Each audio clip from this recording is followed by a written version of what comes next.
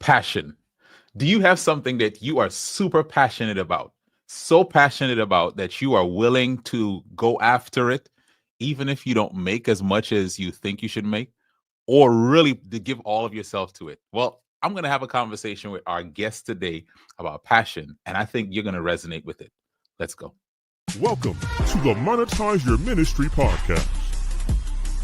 And you get a chance to interact with them. To me, that's full-time ministry. I happy because talk without Jesus is like a thief. It brings in itself and then it opens. I want to provide content and things that will help change lives, and I simultaneously want to receive a blessing from that. Now here's your host, Kymone. All right, welcome back to another episode of the Monetize Your Ministry Podcast. I'm so glad that you're here. Today, I have a guest with me. So we're going to get into introducing her, hearing her story, learning lessons as she shares what God has put on her heart, and the things that she's doing. But before I do that, I want to encourage you to make sure you subscribe to the podcast. So maybe someone shared this episode with you and you're getting value from it. You're going to get value from it. I'm going to ask you to subscribe on YouTube, especially. Go to our channel at Monetize Your Ministry. And then at the end, if you get value yourself, share this with someone else, because we believe this message about monetizing your ministry is one that more people need to hear. Our guest today is Dr. Heather Thompson Day.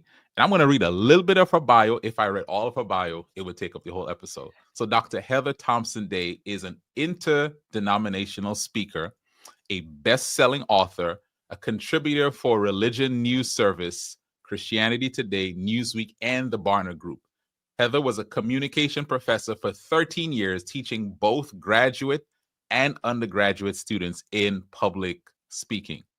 Now, Heather is the founder of It Is Day Ministries, a nonprofit organization that trains churches, leaders, and lay people in what Heather calls cross communication, which is a gospel-centered communication approach that points you higher to the cross every time you open your mouth. Dr. Heather Thompson Day, welcome to the podcast. My absolute honor to be here with you.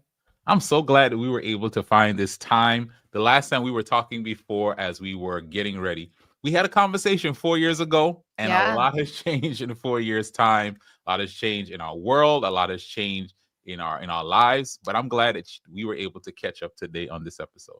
Yeah, me too. All right. So I read some bio stuff, and I'm sure we'll dig in more to your story.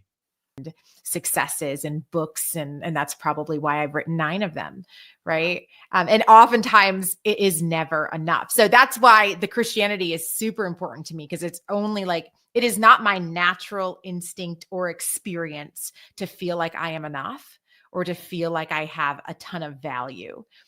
Only when I sit with Christ can I get to that space. But for me, it's not like I stay there. I often am oscillating back and forth, and I have to turn my gaze towards Jesus again to say, no, like, hey, it's not about what you produce. It's about who you are in him. Yeah. It's a constant battle for me. And I think sometimes maybe that would be surprising for people if you haven't read any of my work.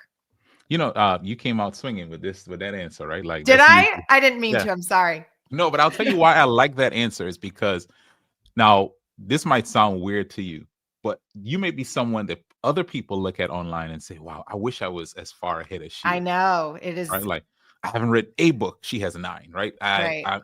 She's speaking everywhere. And, you know, but to hear you say that you have the same feeling that a lot of us have, that I'm behind. I'm not where I should be. Oh, I feel like I'm not where like, it's interesting that you put it that way, that even success, however we measure it, does not make that feeling go away by itself. It's unfortunate. It's part of the human condition. And so that's why I am very conscious, and I try to tell other people, write down what success looks like for you. What's the metric? I mean, specifically, when I'm praying about, even since this is monetize your ministry, like when I'm praying about actual dollar numbers, I am very specific, so that I know when I've reached it. And I can tell you, as somebody who has reached whatever it is I wrote down 2 years ago or 3 years ago, it is never enough. will still feel like you're behind. I talked to, I won't say who it is, but somebody who I would see as very successful, somebody who literally is like friends with Oprah, right? And I'm saying to him, like, what's it like, man? I just want to know what's it like to just know I've made it. And he goes, you think I've made it? And I said, oh my goodness, it never stops. Because what happens is you get into a new room and you look around the room and there's people so much further than you. You are never going to reach the peak of people doing better or bigger or more successful things than you. You just keep getting advanced to new rooms where you still, of course, feel like the smallest person there, which is why Christ has to be the basis of where we find our value. And it's hard. Yeah. That's so good. That's so good. So Heather, you said you wrote your first book at 22. Yeah. So when did you start? When did you know that communication, writing, speaking, all that stuff was part of your gift mix and something that you enjoy doing? When did you have that realization? Yeah, I wanted to be a writer my whole life. Wow. I mean, like definitely 5-6 years old. I mean, as soon as I could hold a pen, I was writing poetry, and I felt as though I was good at it. And I will say that is probably often why I feel like a failure, because my number one source of income, and that's not, I mean, I make money from my books too, but my number one source of income is my speaking, which is not like something I ever dreamed I'd even do. It was kind of something I was doing because I was trying to be a writer, So it's just interesting how sometimes your plan B ends up, for me, I really think for God, like that probably was his plan A for my life all along. And I couldn't see that. And I'm still like, but can we have a New York Times bestseller? Like, this is all I've ever wanted since I was a little kid, is books. And yeah, that's been probably a struggle for me, is like adapting back and forth between what you think you were called to do or where you think your gifting is, and then where God ends up placing you. Yeah. So Heather, just so I'm clear, and you said it, right? Like writing was the thing. Yeah. And the speaking kind of came along as a part of, okay, well, as a writer, you have to share what you wrote. Can I tell you, actually, this might be helpful to somebody. Here's the dead honest truth of what happened is, for me, I started teaching because my dad, I wanted to be a writer. And my dad said, well, nobody makes money writing. You make like $1 for every book that you sell. So, and most people, the average book never sells more than, I think it's 90% of books don't sell more than 5,000 copies, 90%, right? So most people aren't making their income from writing. And my dad said, you need a job. Like, you got to get a real job. And so I said, okay, then I want to teach, because I loved writing. And I thought, well, maybe I'll teach. I ended up doing communication, but I just thought maybe I'll teach about books or teach about literature or whatever. Ended up in communication. Honest to God truth, I was pregnant with my second child and essentially was losing my job. Long story short, they had to, like, they were putting me in there was construction happening at the university I was at, and I was going to have to share an office with somebody very high up's wife. And she didn't want to share an office with me. And so they just cut my position. Like, that's how insignificant I was and felt, was she didn't want to share her office. And so they just cut my position and said, okay, well, we'll solve that problem.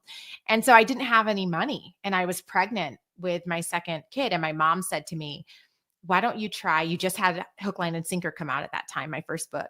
She said, why don't you write some churches and see if they'll pay you to speak? My dad had a very successful evangelistic ministry, so we knew that space, but I never thought about it. Just never even crossed my mind to be, definitely not anything in pastoral ministry. I saw how difficult that was for my dad.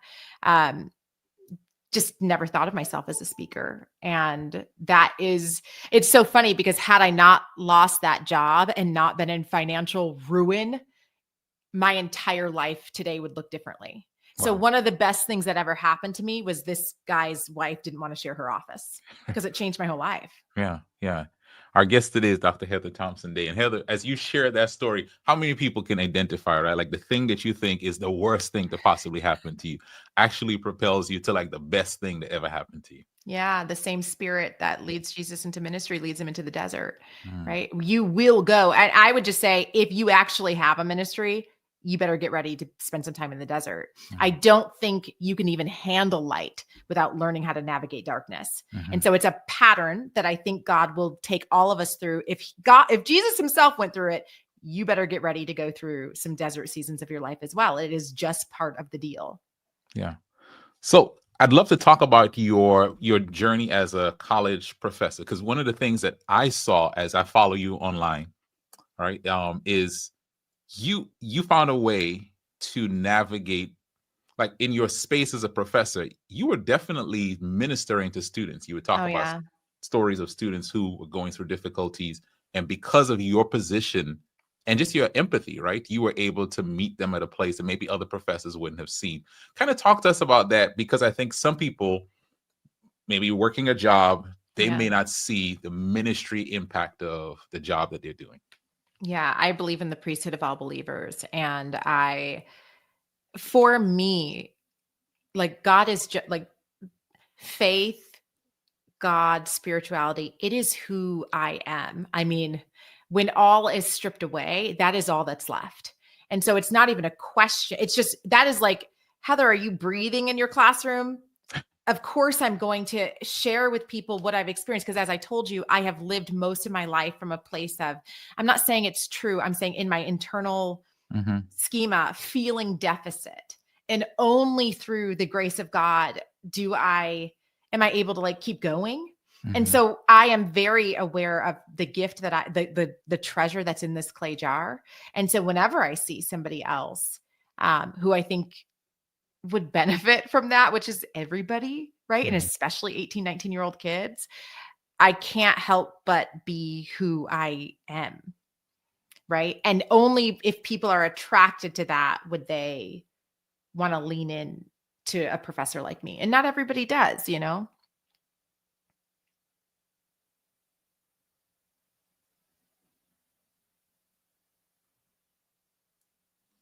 Most of my adolescence feeling like a lost sheep. And so it is truly, and I really mean this, like the honor of my life to pursue and see other people in a space that I feel like I often felt overlooked. You know, I really believe in serving where you weren't. And because in my experience, it was specifically the Christian education system that really failed me and really gave me a lot of complex issues with Christianity. I want to be better than I experienced. And so that has been a driving force for me. But yeah, I just think if you're a Christian, like my goodness, I'll never forget this. I went to the mechanic once, and on their wall was just all these cards and letters from students at the university in my town, probably, that were just saying like, hey, God sent you to me. Thank you so much for the good work you did. Thank you for giving me a discount. Thank you. And I just thought, like a mechanic. And people saw God through their interaction with however they were treated. Because when you're in the desert, right? When I am on my last $200 and now my transmission goes out, and a kind, godly mechanic is like, let me help you. Let me put you on a payment plan. Let's see what we can do. That matters. Yeah. And so how do all of us just start living as if our lives actually matter? I really, truly believe one of the biggest lies that demonic spiritual is that it doesn't matter, because they know what happens when people start showing up and living as if they have access to heaven and earth through their own bodies, because this all matters, because we've all been resurrected in Christ. You know what I mean? Oh man, we could change the world, and they know. So good. And you said it right. Imagine if all of us live that way, right? All Christ followers, people who are believers, if we lived with that intentionality, with that heart, with that openness each and every day on our jobs and our communities, that's world changing. I can tell you just from my own little space in my own little office at whatever campus I'm in, every semester I get cards at the end of the semester, or I did.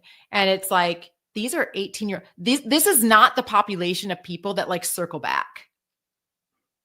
And yet they did. Yeah. And so it just is, I've, because I think of the job that I had in direct proximity with young people, I have just always been very keenly aware that how I treat people matters and can really change decisions that these young people are making as they go out into their futures.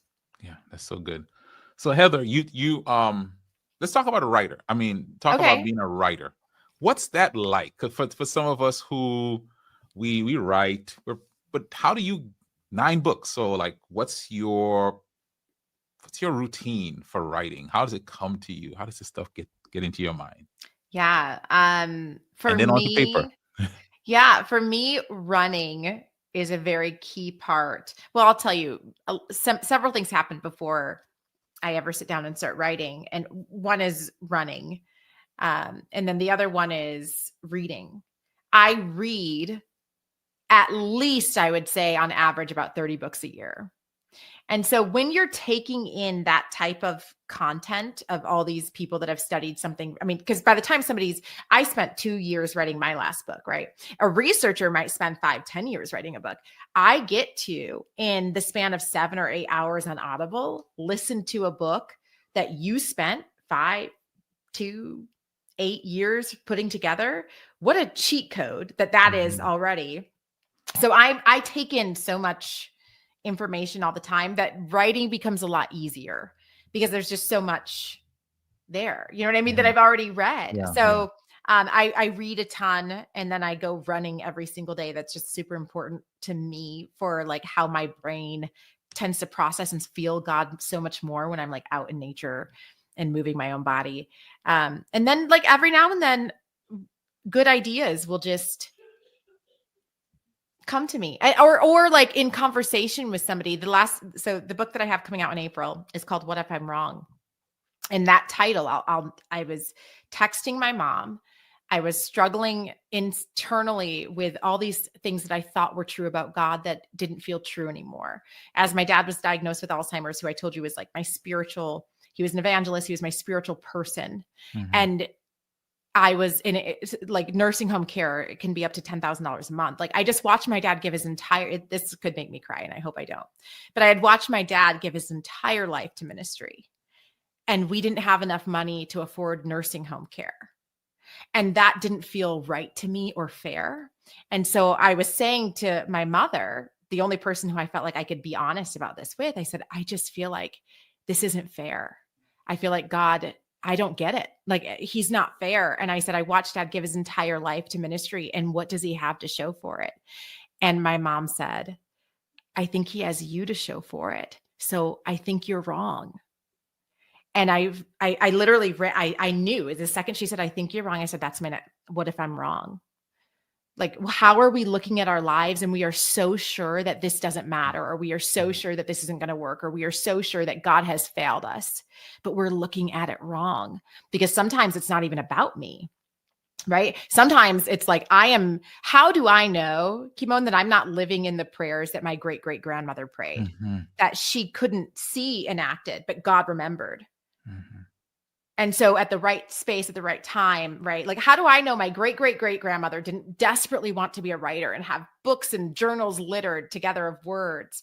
And God is answering her prayer through my life, because prayers don't expire with her life, right? Like, I just think there's so much more as Christians that we get grafted into this.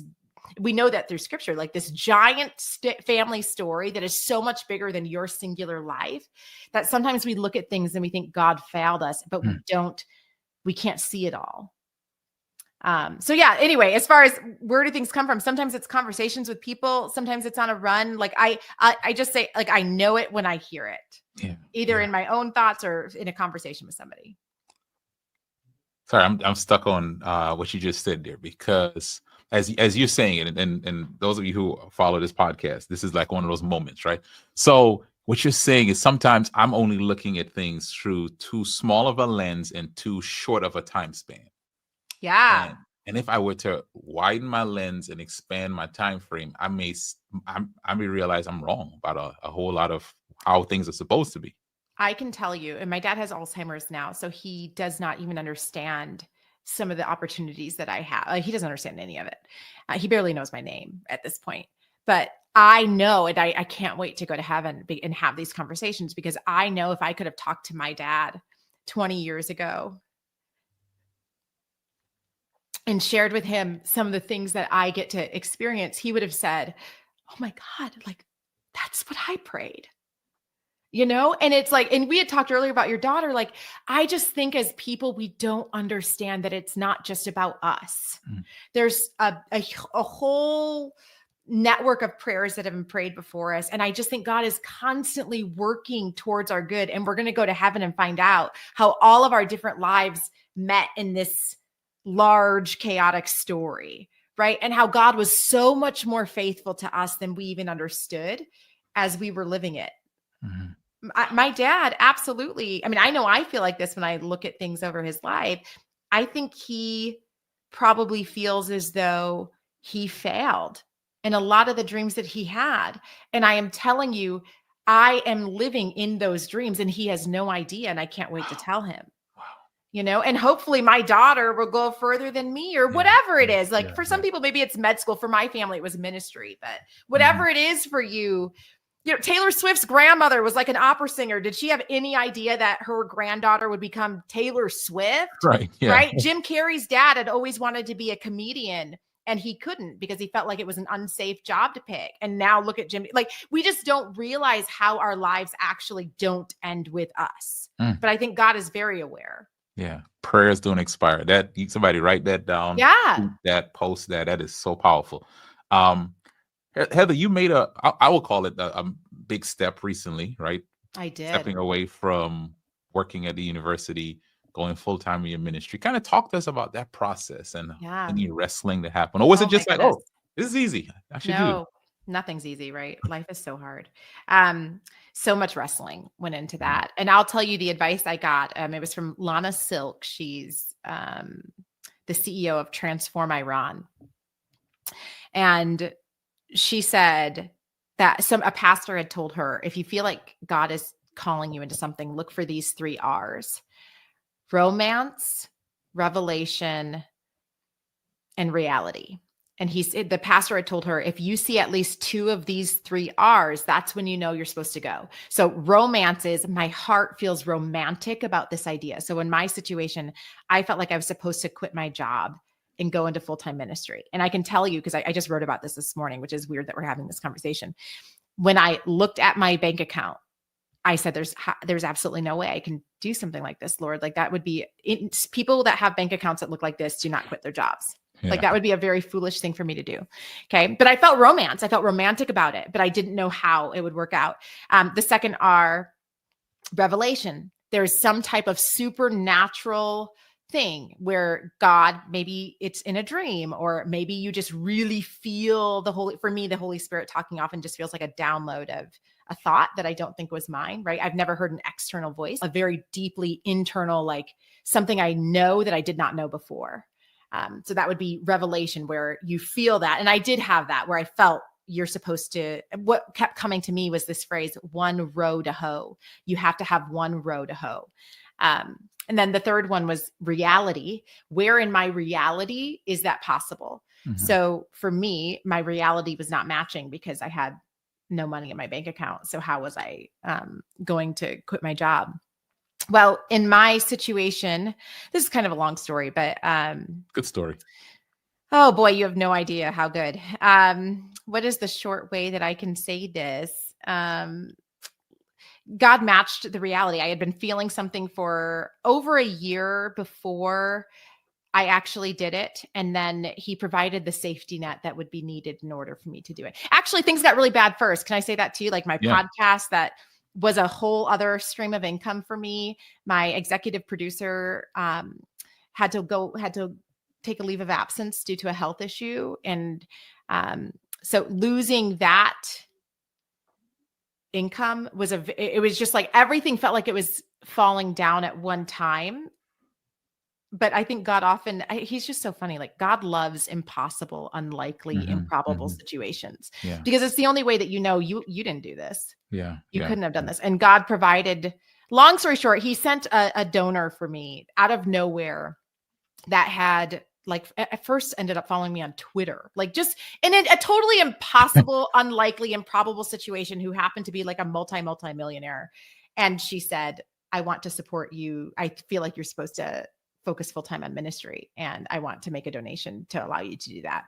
And so that's where I am right now. So God provided the reality. And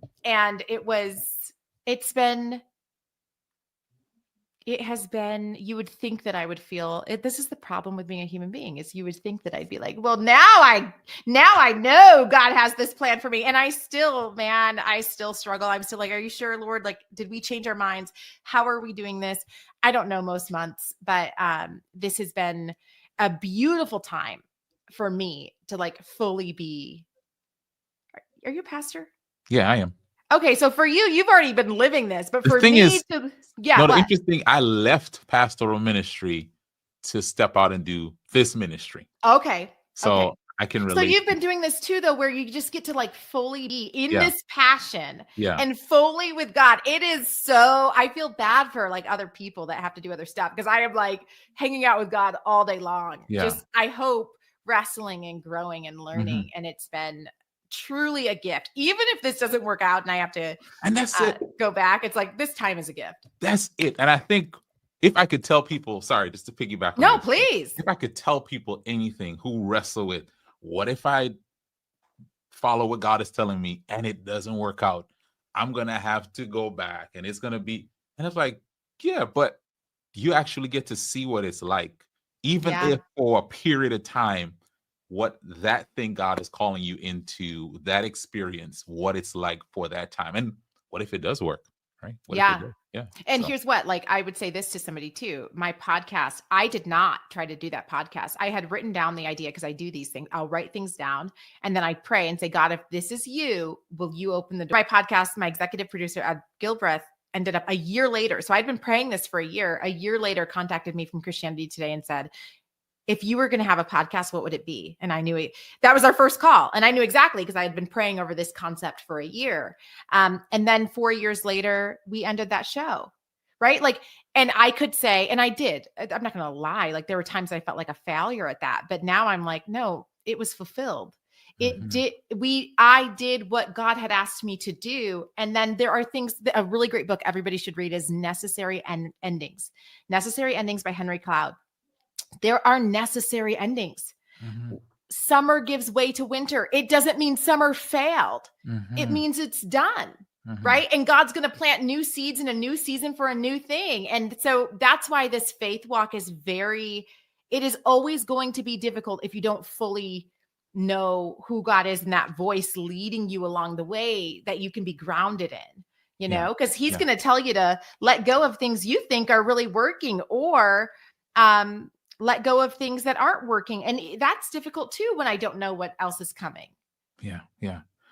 Heather, I'm trying to fix my face, because everything you say is making me do the ugly face. And I'm like, I can't have the ugly face for the whole podcast. Like, I have to at some point change my look. But it is so, and I think for people who are watching this, you're getting someone's probably getting confirmation. Okay, God is telling me to do this.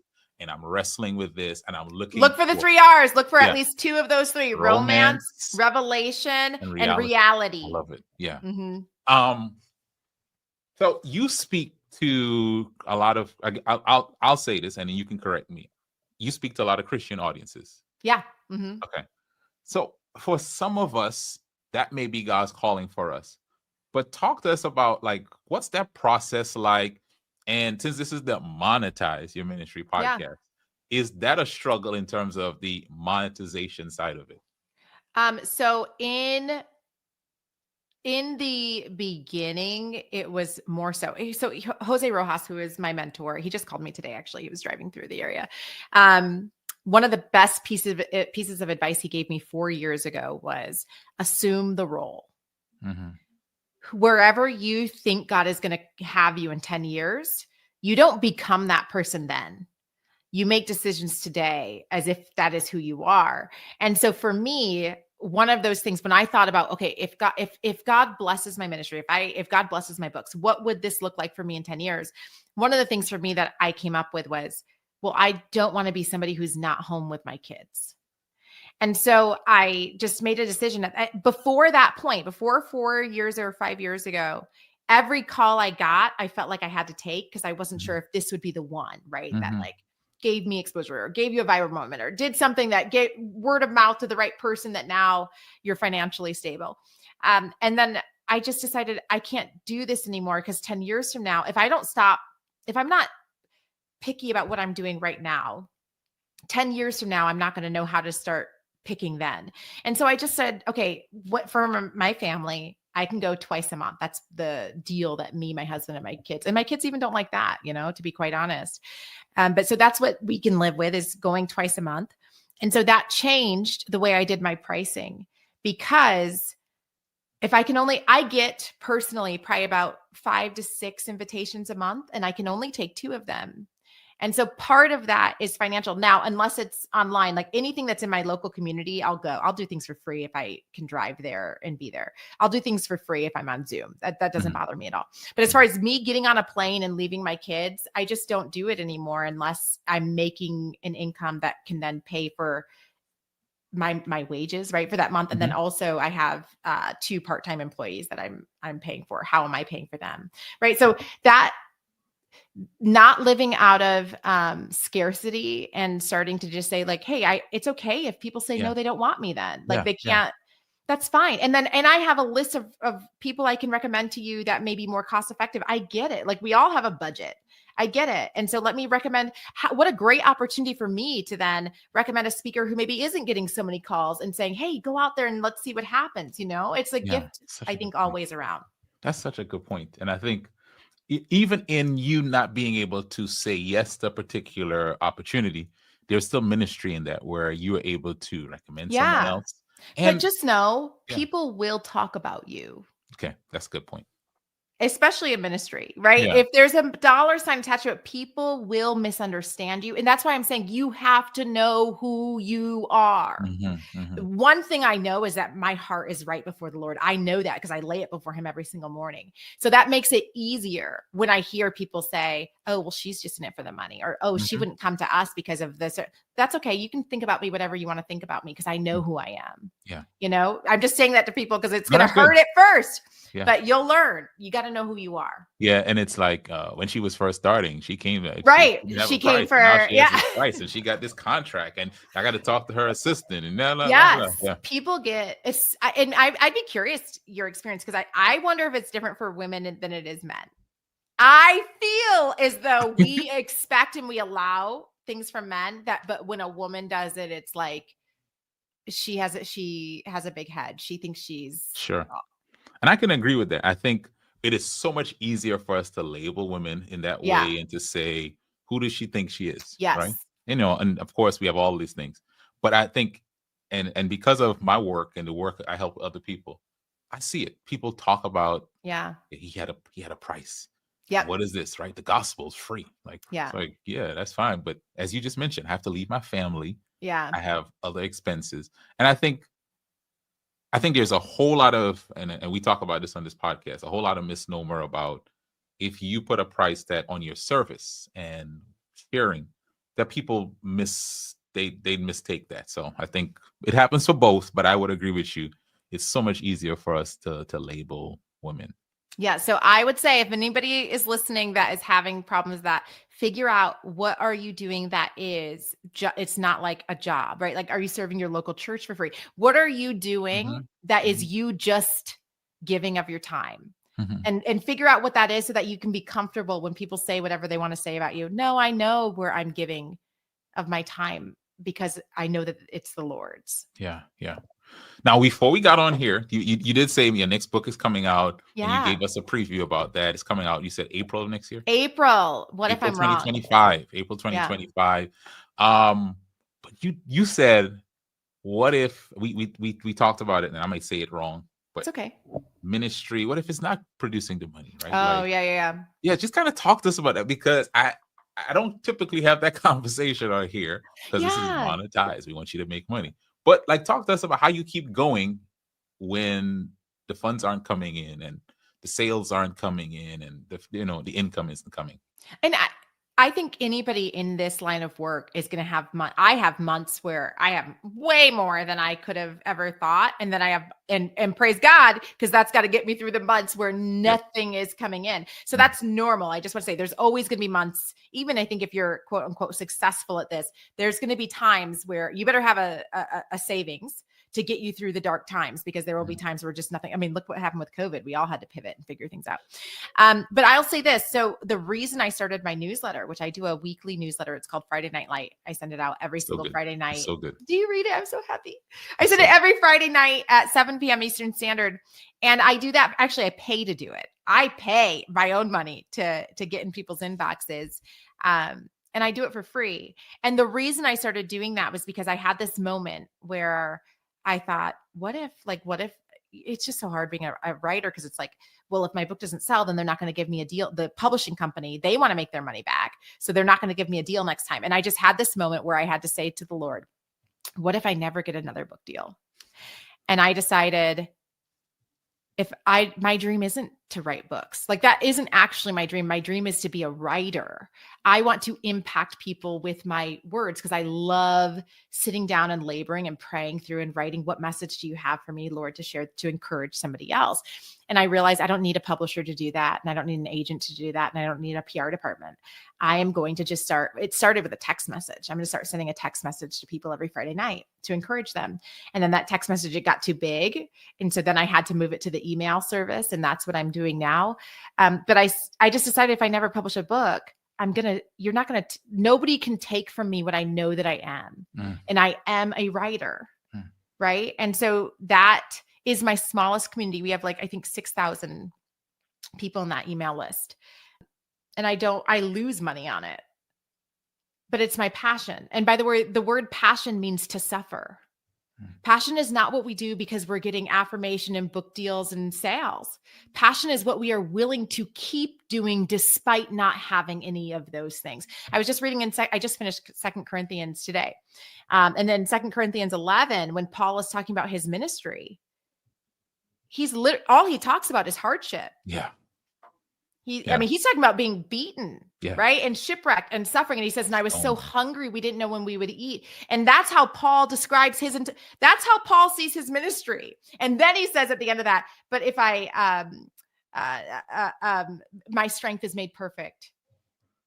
His strength is made perfect in my weakness, right?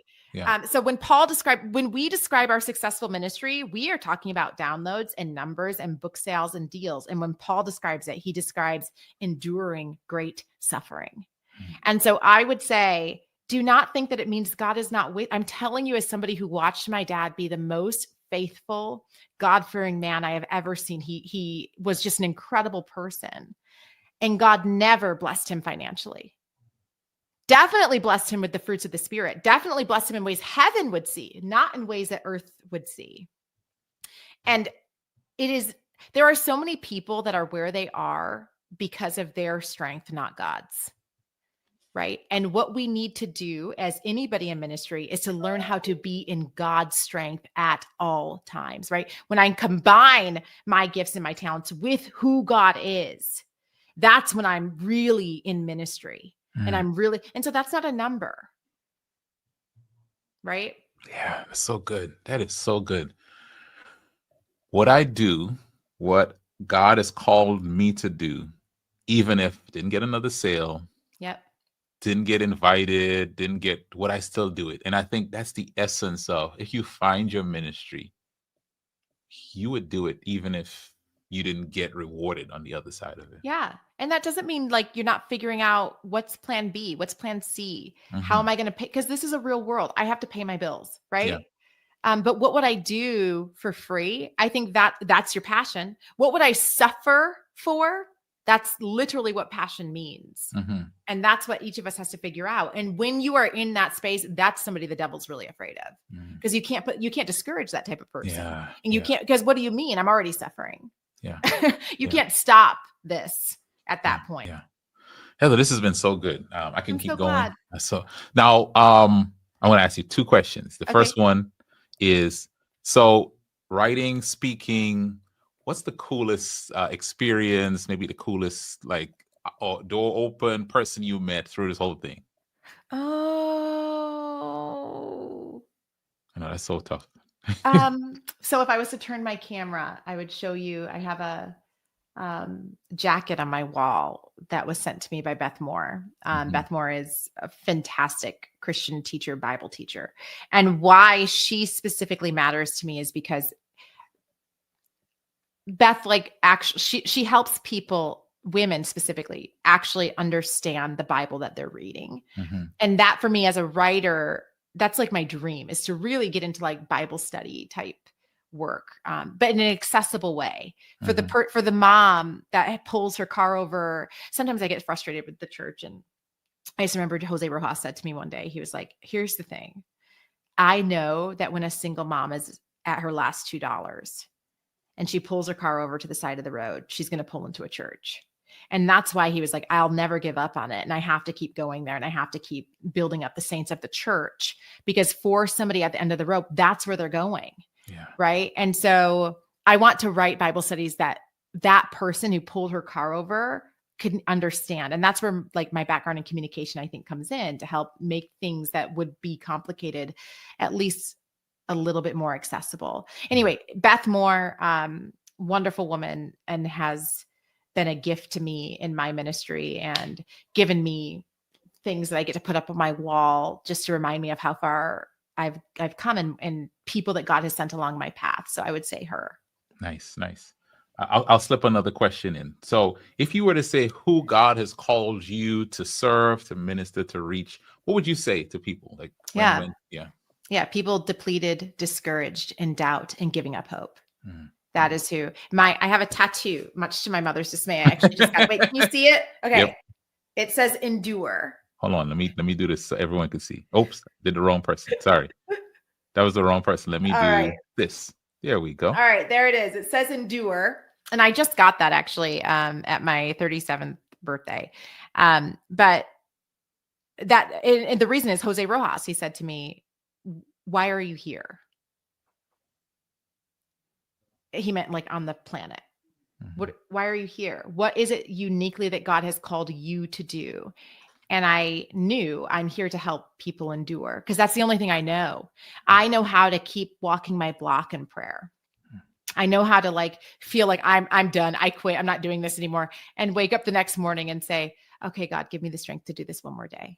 So I am here for people who are depleted, discouraged, in doubt, and are giving up hope. And I just want to encourage you to endure, to hold, to fast, to pray, because truly seasons always, like the weather has been telling, I'm really into the weather right now and into nature, because I feel like God is revealing himself to us in nature. And God has been telling us for a very long time that things take time. I mean, I look at a tree and I'm like, how many years did that take to grow? And then I think I'm supposed to just like be somewhere, right? Like God's just supposed to do so. If a tree doesn't grow for 20, 30, 40, 50, 60 years, why do I think that my character is supposed to just like have arrived? Everything in nature tells you things take time, right? And also they will not stay the same. The season will always change. And so no matter how dark it is right now, it will change. And the goal is to have our hearts change, that we are prepared to meet whatever is coming, right, in the next season. Yeah, that's so good. All right, Heather, tell people, because they need to follow you. They need to be on your email list, get your books, tell people how they can get info on Dr. Heather Thompson Day. Yeah, just go to heatherthompsonday.com. A really simple one. If you do heatherthompsonday.com/links, that will be all my links for all social media, books, YouTube. But if you just go to heatherthompsonday.com, it's all there too. And for those who are visual, you're watching this, I put it on the screen. And I'm checking myself to make sure I spelled everything right. And I did. You did. Dr. Heather Thompson Day, it has been a pleasure and a joy to have you as a guest. You bring such a joy to life, and it's like a passion. It's the word, right? Passion. Oh, I think it's like a godly passion for the things that God has called you to do that inspire me. You inspire so many people. And I just want to thank you for being a guest on this episode, inspiring us. And for those of you who are watching this, please, you need to share this with someone, right? You need to share this with someone who needs the encouragement that was shared on this episode today. And I just want to encourage you to take what you've learned today and go increase your income and your impact. Thank you for listening to the Monetize Your Ministry podcast with Kymone Hines. For more information, visit our website at www.monetizeyourministrypodcast.com. That's www.monetizeyourministrypodcast.com. Find us on YouTube, Spotify, and Apple Podcasts. Please share this episode with someone who needs it. Let's increase our income and impact.